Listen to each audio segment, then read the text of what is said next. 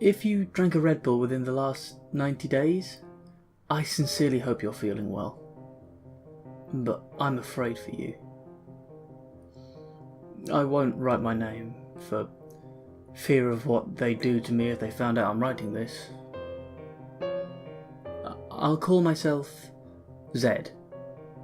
I worked at one of the Red Bull production factories in Austria for more than 7 years. It was a good job. It helped me provide for my wife and children. Most who worked there were Austrian natives, but I'm from a West country. Again, I can't name it. I visited Austria as a young man, met my wife, and never left. It wasn't what my family back home wanted from me, which is probably why we speak so little. But I was a high school dropout trying to find his way in life. I bummed around Europe for 2 years, just crashing on couches or spending the occasional night in a park. I got used to doing the odd jobs for money and blowing it all on beer. But when I met my wife, I felt something change inside me. I promised her I would no longer be the useless bastard I was before. I would hold a steady job and become a man, a good man. That is partially why I'm writing this. If I were back in the old days, I would have let this information go.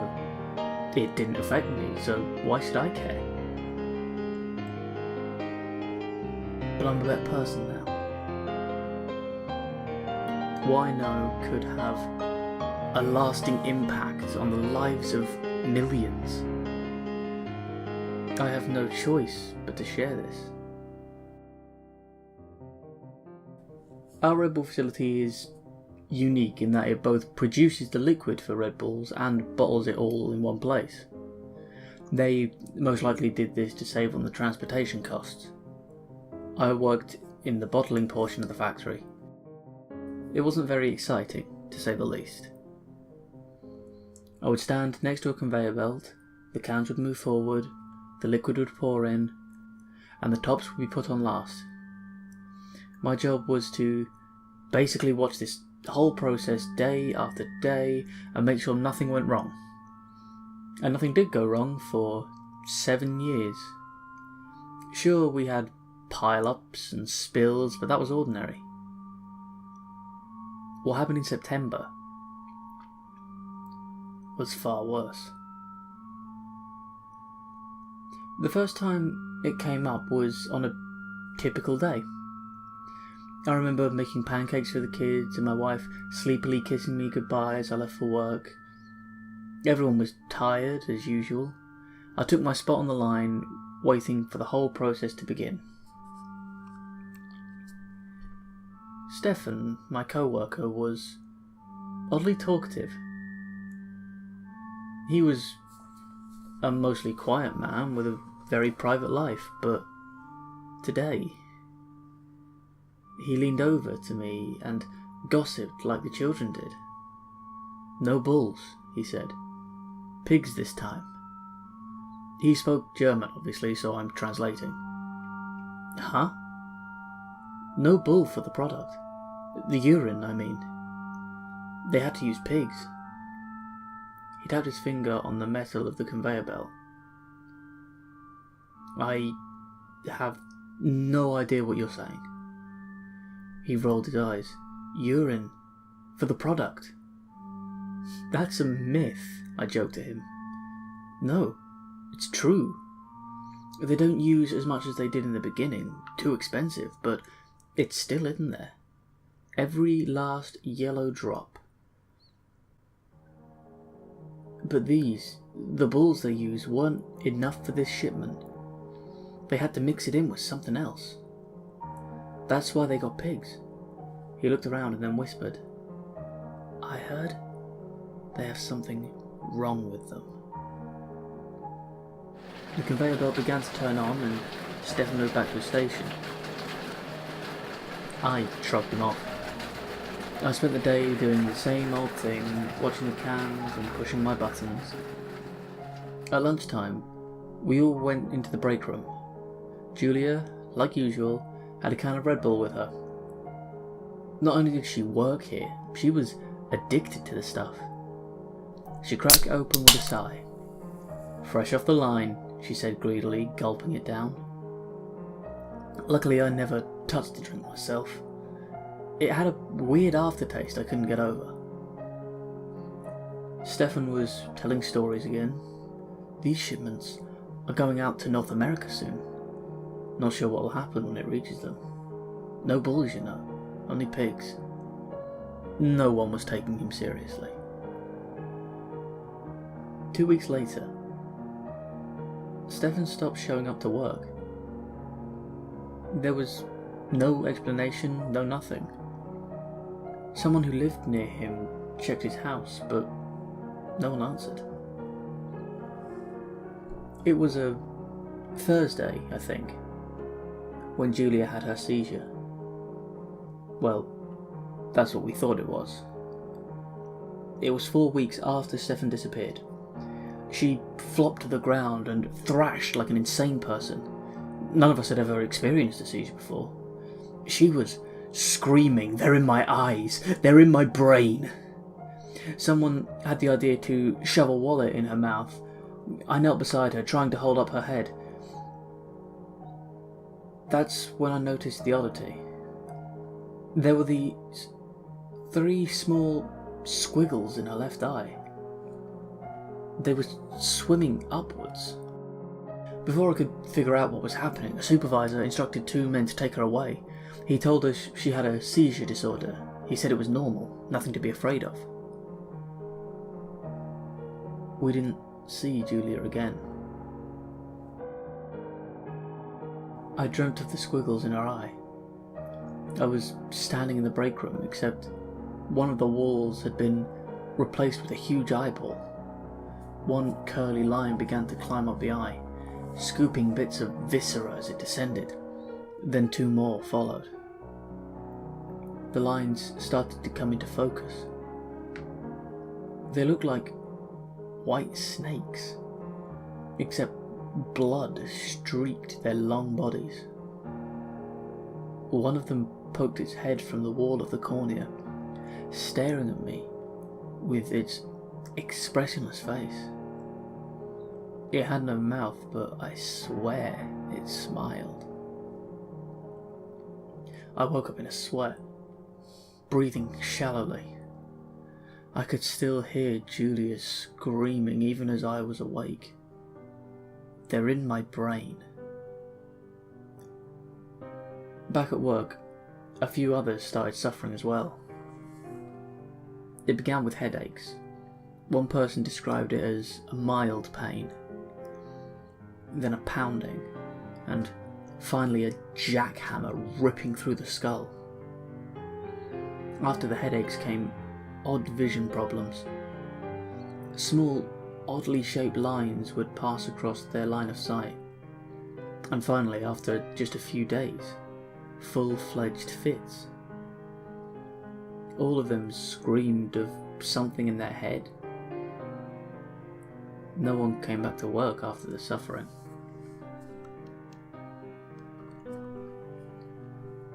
The facility started to grow dreary. People were nervous to go to work. We never knew who would be next or what was happening. Finally, the supervisor had a company meeting. I remember finding it odd that of our giant factory, only about 50% of the workers were present. Even the supervisor's numbers had dwindled. The big boss got in front of the microphone and spoke. His voice was calm, but threatening. "You may have heard a rumour of something contaminating the product. This is simply not true. You will not be infected if you drink Red Bull. No one has died from it. Any gossip about infection is a lie. If you are caught discussing this lie, you will be terminated immediately. Any questions? The way he said any questions was not actually a question. It was a statement, it was a conclusion to his small speech. None of us said a word. Another supervisor stepped up to the microphone. His voice was much more timid. At this time, we are no longer allowing employees to drink the product off the line. You may purchase Red Bull on your own time, but not during work. This is non-negotiable. He shook a little. After a few moments, we were dismissed. No one spoke, but before I could leave, the boss pulled me aside. You're Zed, right? Yes, sir, I replied, a little more than unnerved. How would you like to be a supervisor? Twice the pay and much less work. He faked a smile. We need talent like yours. Plus, you speak perfect English. This is a plus for us. I don't know what to say, I responded in confusion. The big boss pulled out a white folder. Read what's in here. If you can accept it, then we will promote you. If you don't feel comfortable, then we will have a conversation. He thrust it into my hands. Now go home and get back to us tomorrow. I've not been completely honest with you, whoever's reading this. Although I do wish to hide my name, it's not because of what the company will do to me.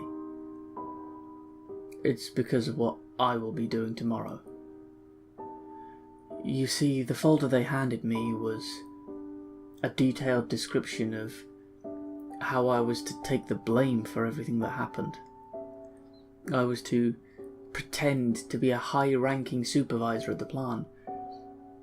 I would admit to allowing untested ingredients into the Red Bulls that were shipped to North America, and would explain that the company had no knowledge of this and that it was my fault alone. In return, the company would pay me handsomely every month for the rest of my life. It was presented as a choice, but I knew what it really was. If I said no to them, the best scenario would be losing my job. The worst would be ending up like Stefan. I couldn't do that to my wife, to my kids. I wanted to be a better man, but I loved them more than I loved my own reputation. So tomorrow, in a worldwide press conference, I'm going to take responsibility for something I had nothing to do with. My name will be smeared across headlines. I'll be an embarrassment. My family and I will have to move, to hide, but at least we'll be safe. I hope. But before I do all of this, I want you to know what happened to those who drank the infected product. I need to tell someone, especially those of you in North America, because maybe it will happen to you. The product contains tapeworms. Millions of them. They eat through your body like wolves tearing at a deer. Except these aren't the ones you may have heard of. They don't live in your stomach. They travel up to your brain. Like thin, hungry predators, they move up your body and devour the insides of your skull. If you're lucky, you'll survive long enough to tell your loved ones you love them. If you aren't, you'll meet the same fate as Julia, writhing in agony on the floor, watching as they swim across your eyeballs. These infected products were shipped between September and November. The recall will start tomorrow. But many of you have been exposed to the worms already. Please, seek medical help. Maybe a doctor can save you. Maybe I can save you. But this won't reach as many people as it needs to. If you're reading this and feel a headache coming on, or if you can see a small speck in the corner of your eye, I'm sorry. To tell you the brutal truth, you might as well already be dead.